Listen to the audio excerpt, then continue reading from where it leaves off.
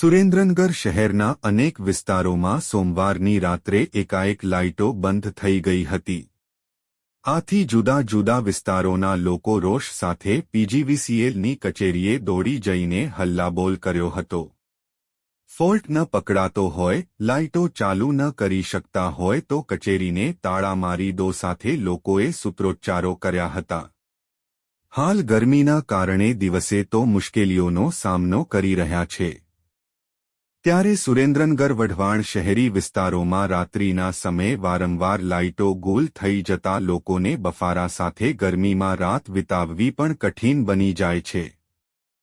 તેમાંય ખાસ કરીને બાળકો, વૃદ્ધો તેમજ બીમાર લોકોને અનેક મુશ્કેલીઓનો સામનો કરવો પડે છે।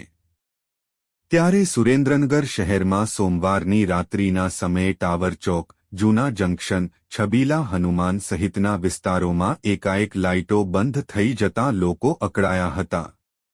જુદા જુદા વિસ્તારોમાંથી લોકો ભેગા થઈને સુરેન્દ્રનગર પીજીવીસીએલની કચેરીએ રાત્રિના 1:30 થી 1ના સમયગાળા દરમિયાન ધસી જઈને હલ્લાબોલ કર્યો હતો અને લોકોએ જણાવ્યું કે 5 કે 10 દિવસના સમયગાળામાં વારંવાર ફોલ્ટ થઈ જાય છે અને લાઇટો બંધ કરી દેવામાં આવે છે અને આ ફોલ્ટ પણ તંત્ર દ્વારા પકડાતો નથી।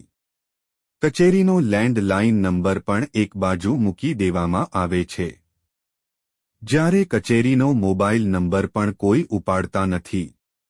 અરજી કરવા આવીએ તો રાત્રે કોઈ અરજી લેતું નથી।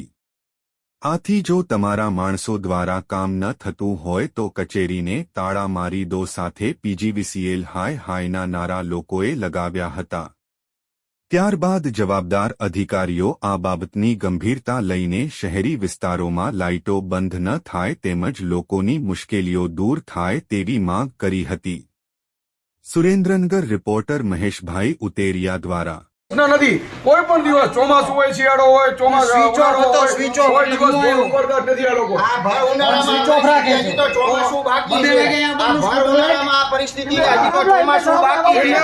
તમે અત્યારે લાઈવ જોઈ શકો રાત્રે આપણે કોઈ દિવસ જોવાનું જ નહીં। કતરી જ છે આપણે અને આમાં હોય સુરેન્દ્રનગરને મહાનગરપાલિકા તરીકે જાહેર કરવામાં આવી, પણ સુરેન્દ્રનગરનો કોઈ જાતનો વિકાસ આજથી લગીને થયો નથી, થશે નહીં। આ તમે જોઈ શકો છો પબ્લિકમાં કે સુરેન્દ્રનગરની પબ્લિકને કેટલો રોષ છે।